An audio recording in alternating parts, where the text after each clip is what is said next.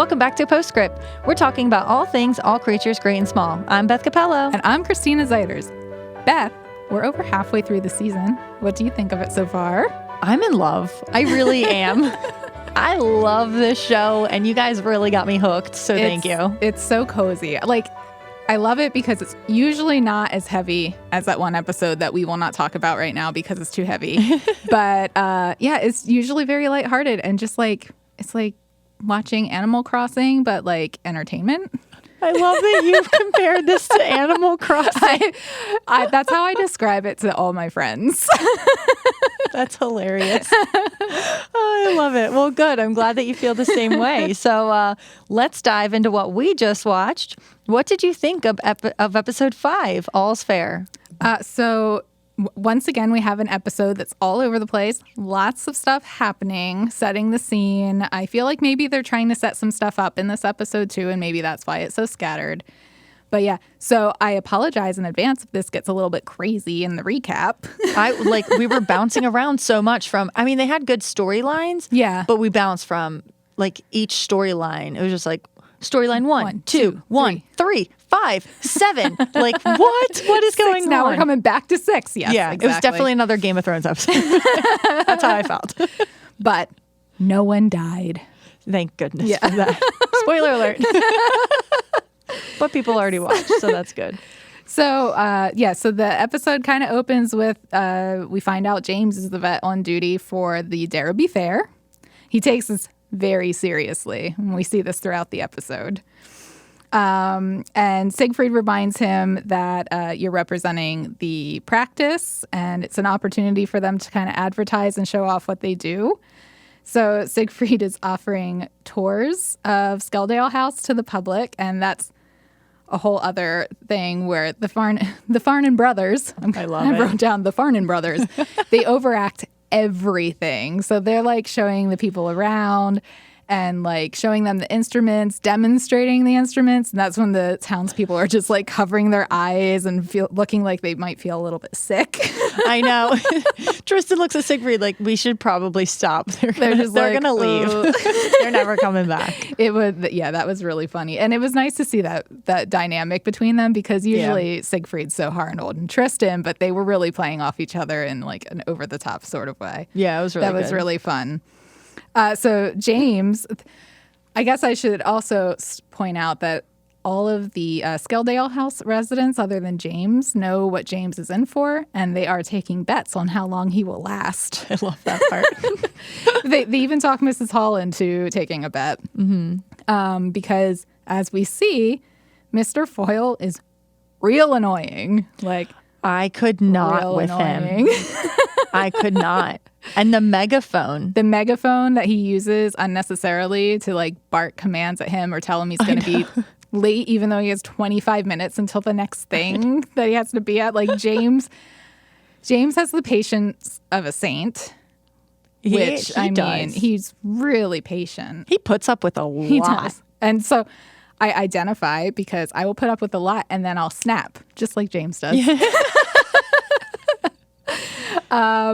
Anyway, so Mrs. Hall is stuck in Skeldale House, and her friend Dorothy's come to visit again. And yes, she's back from her vacation, and they're like, well, we'll be stuck together. That's what we're just going to be doing this together. But the guys all leave at one point, and Dorothy's just like, "You go. I'll stay here. I'll make sure nobody takes anything." And as in the one scene, as Mrs. Hall is about to leave, Jenny comes in. She had helped with the animal shed, and she gives her some money. Mm-hmm. I thought that was interesting play the game booths. Because a couple scenes, right in the scene prior, she was with Helen looking at the bull, I thought. And then all of a sudden, Jenny's at the house. I mean, they were definitely not timelining this one. Jenny is all over the place, too. There's 2 Jennys. I mean, I'm just kidding. Jenny is also very young, so she could just be very full of energy and very quick. That's true. That's true. And it's right outside of Skeldale House. Well, yeah. I mean, and towards the beginning, we also see that James gets bit by Jenny's ferret, which is really funny. The ferret will not let go. Helen has to help get this ferret off of his finger. So James ends up looking over a cow that Mr. Rudd wants to buy for breeding. And he says that he really values his opinion. And this is kind of like setting the stage for the drama in this episode because James realizes that his opinion and his reputation really matter. Like, this is what people are banking their livelihoods on. So the overarching thing here is that Helen's family is looking to sell the bull Clive. Yeah. And Clive, if you remember, was having trouble servicing the calves. In the cows in the last one. Yeah. So servicing. Good way to put that. I like it. They might have said it in the episode. It just so naturally came out. I know. So that's like the underlying storyline. The big storyline is this, where James isn't sure that the cow can actually perform. Perform the service. Perform the service. But that's where we're kind of setting that up. We see James doesn't allow a dog into the dog show because the dog is ill. There's like so many people that want to cheat when he's measuring the ponies. Oh my gosh, the amount of people that were and who is this vet in Hickley that's giving them all the go-ahead and giving them all the wrong sizes? Oh, right, writing it down and giving them a certificate. Here's your certificate. They must have paid them off. Maybe, but all of them were in Hickley. Where's Hickley? We need to figure that out. Oh, I didn't catch the town name, so this is the town name. I think so, yeah. Okay. I said over in Hickley. I don't think that was the vet that gave the service or that gave the certificate. Right. But something to do with Hickley. So James doesn't allow the dog into the dog show. These people want to cheat. He's measuring this horse, and the guy's like, well, did you accommodate for his shoes? And James looks down. It's a really funny moment. James looks down at the horse's foot, and he's like, he's not even wearing shoes. He gets like really upset about it. Great. And the little kid that tries to bully James into letting his invisible pony apparently into the show because he has the certificate. He has a certificate from this other vet. My father says so. Well, your father's not. Like, that's not okay. It's like, we'll see about that. We also see James having to like judge a children's pet show as part of his duties. You can tell he's like really uncomfortable. He's asking, so awkward. He's asking all these questions, and most of the kids just like aren't even talking back to him. They're like, yeah, this is my pet. You could just like, I don't know, you could feel it. You could feel how uncomfortable James was. They did a really good job filming that. I mean, I'm not real comfortable with other people's kids either. I'm kind of like, I'm a big, scary grown-up, I know, but I don't know how to interact with you because I'm an adult, and there's a power dynamic here. Who's in charge here? You or me? And I'm pretty sure it's you. But I love, exactly. That has been a source of tension sometimes when I'm the adult in the room and I'm like, oh, I have to kill the bee. Okay. But I love that he asked the kid with the goldfish, like, so what's your pet? And he's just like, it's a goldfish. And then he pauses and James just looks really uncomfortable. And then he goes on this like whole story about the goldfish. I loved that kid. And, you know, the goldfish wins first prize. Goldfish wins. There we go. I really like that, though, because first of all, who brings a goldfish to show at a pet fair? Well, and second of all, when true, a child. That's true. And then when does a goldfish ever win unless it's like a literal like goldfish category? Right. Like a kitten would usually win over a goldfish because it's a furry, fuzzy, so cute animal. Yeah, and it goes meow. Exactly. But nope, goldfish won. I loved it. The goldfish wins, and I don't know. Let's go back to the dog real quick. Yeah, let's go back to the dog because I do have notes about the dog, and it's like, when do I bring up this dog? Let's bring up the dog and talk about the poor little puppy. Poor dog. First off, he's sick. I know. And that's why James won't let him into the dog show. Exactly. And Cuddle he's told like 3 times to do that. And he yells at him, just take your dog home. And when he tied the dog up, this is what I really dislike. Did you have some feelings about this? Because they purposefully filmed the dog. Like they put the dog tied up in the frame by himself. And I was like, and something's going to happen. My stomach hurt. Yeah. I was like, oh no, this isn't good. No. But But luckily, Right. just a pumpkin. Just a pumpkin on this like tiny 5 bubs. times the size and of the it dog. yelps though, and so I'm like, I know. When I watched the first time, I'm like, that dog's a goner. I thought Not so again. too. I know. I was like, this is a fun, lighthearted fair. Why are you going to hurt Right. this dog? Right. But it's just a little fracture, so that's good. Yeah, and this is where we get to see Siegfried putting Tristan to the test. Tristan, they come in with this dog, and Tristan's like playing with snacks in his mouth, I think. Is that what he was doing? Okay, we're going to take a tangent real quick. Okay. I think what he was doing was have you ever played like those minute to win it games? No, I have not. Oh my gosh, Okay. we have to do these games and we'll do it. We will, I promise. Okay. So a minute to win a game, you take like an Oreo typically or a cookie, you put it on your forehead. Okay. And then you have to tilt your head back. Okay. Like this. Okay. So like people can't see me or really hear me because Right, I'm so away from the you mic. tilt your head You tilt your back. head back like this.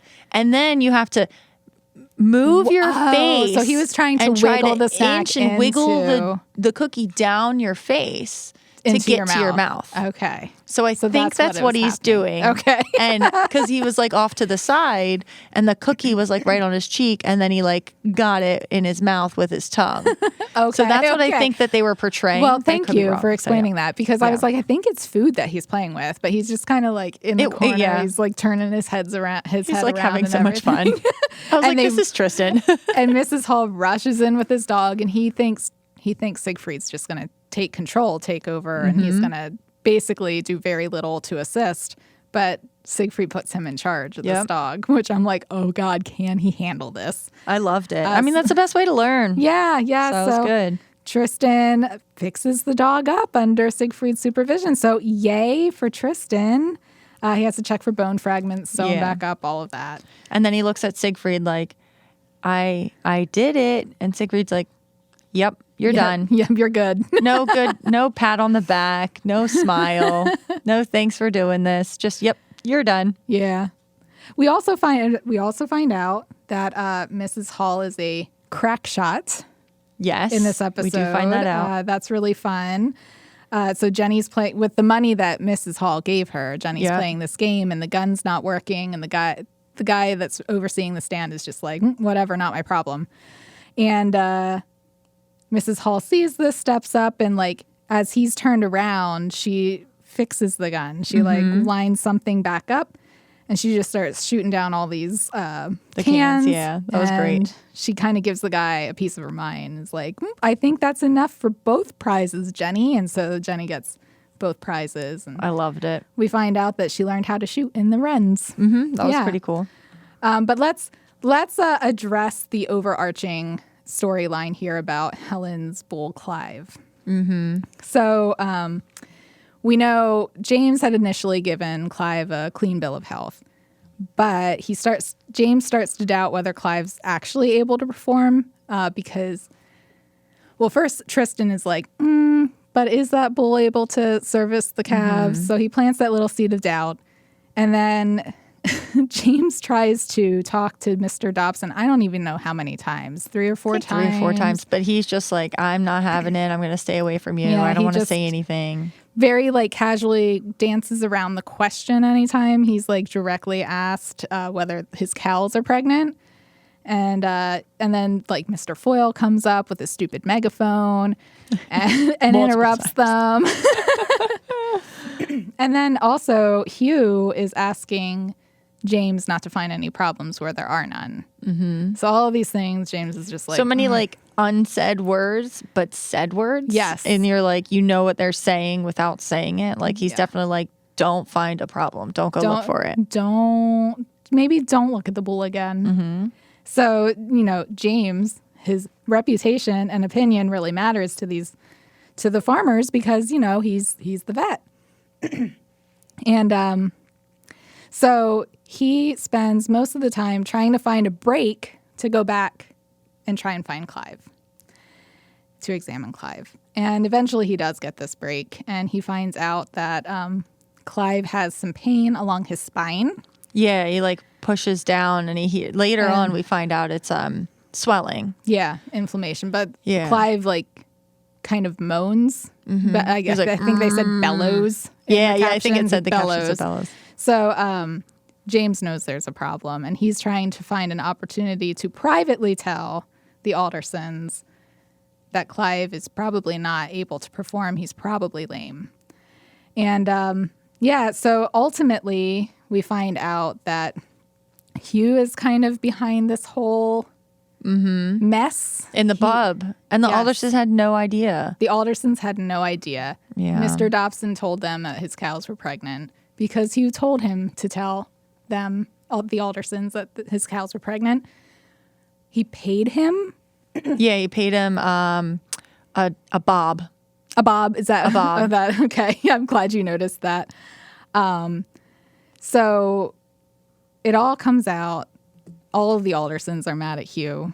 He's they all look at him and they're all furious because their reputation matters as farmers. Like, that's how they make their money, is to sell a good bull. And they thought they had a good bull. It just won first prize. So everyone kind of storms out of the pub, and all the Aldersons storm out of the pub, and Hugh chases after them. And this is when Hugh pulls out the little trick. He pulls out the "I love you" The I love you card out of his sleeve. And Helen is still super mad, but you can see that she forgives him because they walk off together. But at one point, when Hugh is trying to tell James, don't tell Helen about this, Yeah. he says, she trusts you, and if you care about her at all, you won't let her down.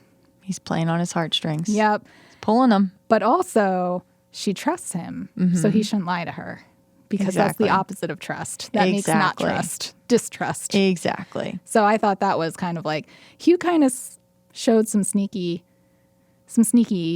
things about him. I didn't like it so much. Yeah. So this is why I'm on Team James. Okay. I still like Neville.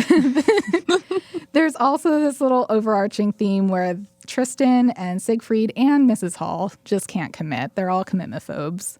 We see Siegfried can't commit because he's still not over his wife dying, which legitimate, even though it happened 4 years ago. There's no timeline for that. Tristan's just this little playboy. He's leading Maggie on, or so we think he's leading Maggie on. And Mrs. Hall, I still feel like Mrs. Hall left her abusive husband, so that's part of it. We find out that she had left her husband, but I think she also kind of has feelings for Farnan. But we'll see. For Siegfried, not Tristan. Yeah. Tristan's her child, essentially. Tristan is essentially a child. Yeah, that's true. But yeah, in the pub, we find... in the pub, in addition to Hugh being found out, Tristan tries to give Maggie the push. Yeah. Which is break up with her. Let her down. And she pretends like she's really upset, but then she laughs and she's like, it's not like we've ever been serious. And he's like, what do you mean by Tristan's that? What do you mean by that? So he's offended that she didn't think he was serious, even though he wasn't serious. He didn't want to be with her. Mm-hmm. And Mrs. Hall wins her bet that James... she was the only one that thought James would make it to the end of the day. And so she wins her bet, and he gets kind of upset that nobody warned him what he was in for. So... yeah, and because all the townsfolk are also super mad about James and everything he's been doing because he's a rule stickler. Oh, yeah. They kind of all corner him and bully him some more, and he snaps and he says, he's pointing at them with his measuring stick, his pony measuring stick, real aggressively. You should all be ashamed of yourself. Yeah. And surprisingly, Mr. Dinsdale, we think it was Mr. Dinsdale. Anyway, we kind of talked about this. Sticks up for him. He sticks up for him and says, cheaters shouldn't prosper. No, they should not. Foreshadowing. So, yeah, that was basically the whole episode. Bounced around a lot. But, how do you feel about it? I still liked it a lot. Yeah. I'm glad the dog's okay. I was a little nervous about that pumpkin. But I'm glad forgot it was okay. a pumpkin, and I gasped. Yeah. I think you probably heard me. I was like, a whole pumpkin. This poor dog.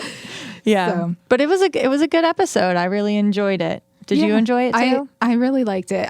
I'm always surprised at how well they weave the storylines together, make a cohesive story when it jumps around so much. So it's really amazing. I agree with that. I agree. All right. Well, we're going to take a quick break, and when we return, we'll take a closer look into episode 5. Yeah. See you then. Yep. Support for All Creatures Great and Small on Masterpiece is made possible locally by Pleasant View Communities and UPMC.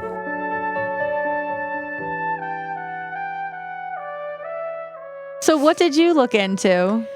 So a couple episodes ago, we met Dorothy and the Wrens were mentioned. And now in this episode, the Wrens are back because we found out that Mrs. Hall learned how to shoot so well when she was in the Wrens. So I did a closer look at the Wrens, what they are. So it's the Women's Royal Naval Service. Yes. Okay. So actually the acronym is WRNS. It's a women's branch of the UK Royal Navy, and it first formed during World War I in 1917. Wow. And then after the war, it was disbanded. So in 1919, they disbanded. But then we had another world war. Such fun. And so the Wrens were revived in 1939. And during that time, the recruitment posters said, "Join the Wrens and free a man for the fleet." And it's interesting because we saw it spelled two different ways. Yes. In the show with the acronym and then also WRENS, like a word. But that's how they spelled it on the posters, like a word. Oh, they did? Yeah. So that's interesting. So originally, women were not allowed on ships that were going into active service, but they did load torpedoes onto submarines. So let me get this straight. They're a part of the Wrens, but they weren't allowed to be active, like inactive. They were not allowed to be like at sea. Is what during like in battle, right? Okay. Like active service. Got it. But they did load torpedoes onto submarines, and they commanded and crewed harbor launches, which I'm not 100% certain what that means, but I assume it means they're launching torpedoes from land. Oh yeah. Okay. So that's my assumption. I mean, that sounds right. Yeah, that sounds like that's what it is. Yeah. And then the boat crews, they were allowed on boats. The boat crews served as mine spotters, so they could get blown up. It wasn't like a not dangerous job. Wow. Yeah. So I don't know why they didn't just let them into active service, because that seems like a dangerous job and also a really important one. Yeah. So anyways, the Wrens were integrated into the Royal Navy in 1993. And female sailors, even though they're integrated, are still referred to as Wrens or Jennies for Jenny Wrens.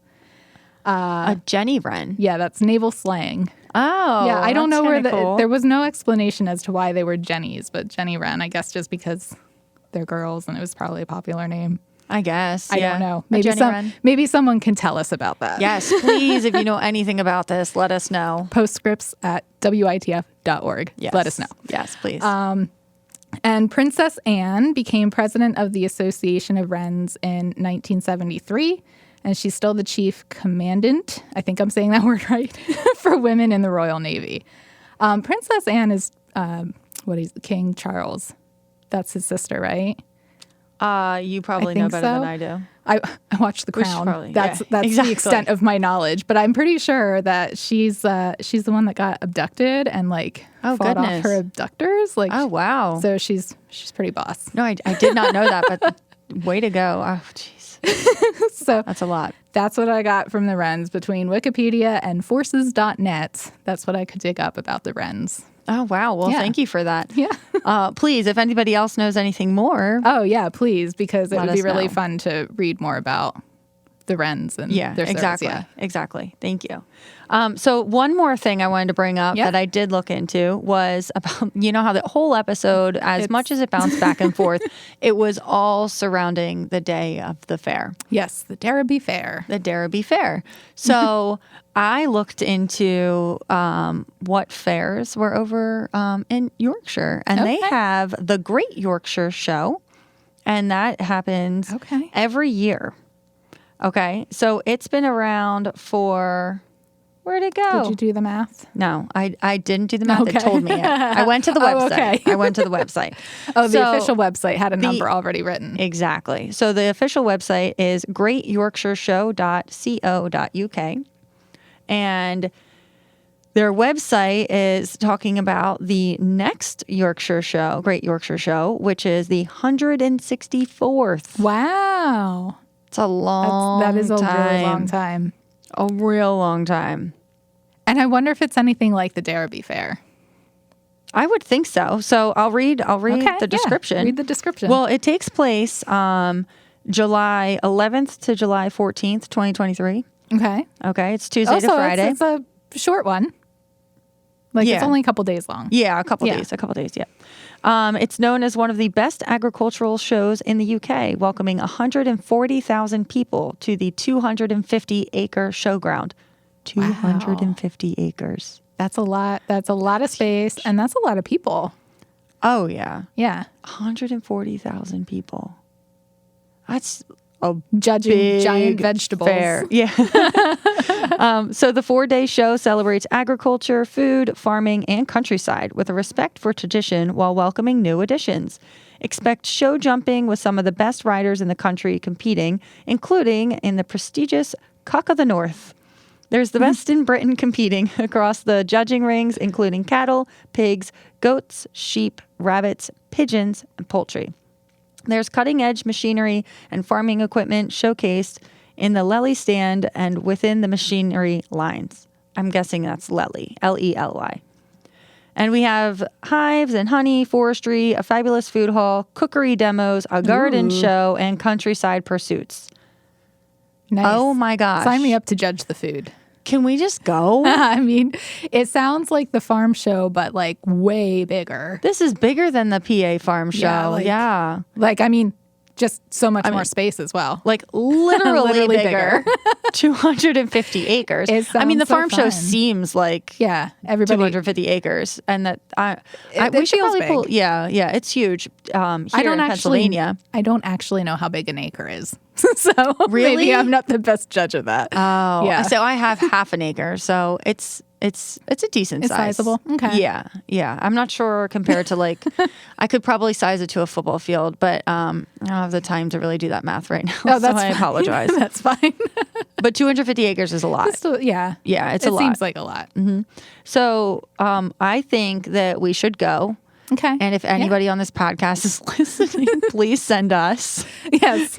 Sponsor us to this. Sponsor us. We want to go. I mean, how cool would it be?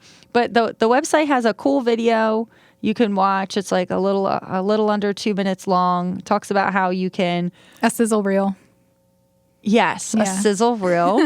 Yes, exactly. It talks about how you can sponsor it and you can compete, all the different guidances and all the rules. I hope they have James to enforce those rules. Oh, James needs to be there. But look, they even have a little cow cutout with the grass. That's so cute. It looks like a baby cow. I love it. I love it. You gotta go to the website.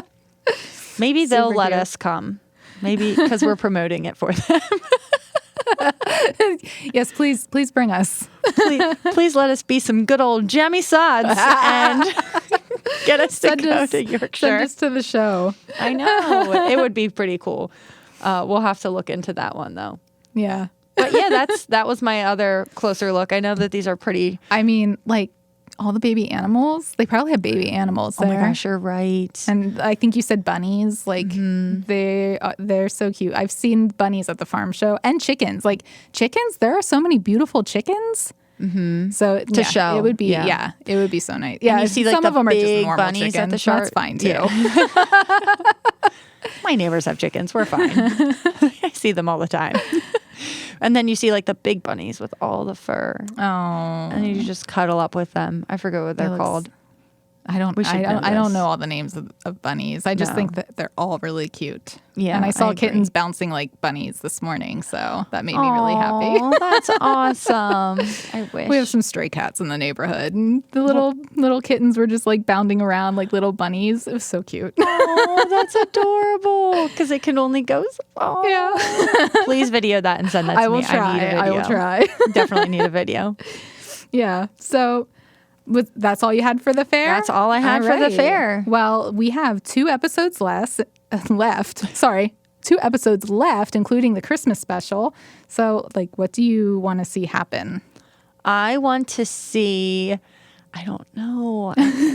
I know that I'm supposed to be Team Hugh because you're Team James, but, there's definitely more tension this episode between... He's a liar. Yes. I don't like that.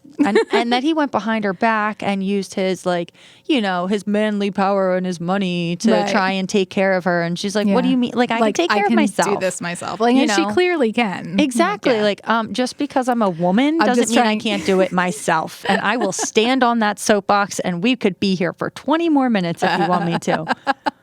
But I digress. Yeah. But I'm not a huge I'm not fan trying of to that. convert you. You can keep loving Hugh. It's fine. But it made me angry for all the same reasons. It did make me angry. Yeah. And then he threw in the I love you. And I was like, oh, I don't know. Nah, I feel like that was the I love you card, but whatever. So I'm stuck in this little triangle. I mean, he probably does love her. It seems like they've been together for a while, but just bad placement for that. Like, oh, I need to get out of trouble. I love you, Helen. For the first time I'm ever going to tell you. In the middle of the street when I really did something wrong and like ruined a lot of reputations. Yeah. They were embarrassed. I mean, oh, yeah. They didn't know. Guys have a lot of pride, and her dad was obviously very upset and very embarrassed. And I don't know. I don't think Hugh's going to be necessarily greeted with open arms at the house anymore. I know. That's going to be There's real hard. Yep, I agree. All right, everybody. Well, that's it. So thanks for listening to Postscript from WITF. We love listening along with you, episode to episode. That's right. And if you have moments you love or wonder about, share your afterthoughts with us at postscript@witf.org, or you can email ps@witf.org, because that's easier to remember. I love it. All right. This podcast was produced by Amorós from WITF. I'm Beth Cappello. And I'm Christina Zeiders. We'll see you next time. Bye. We'd like to thank Pleasant View Communities and UPMC for supporting All Creatures Great and Small on WITF. Thank you.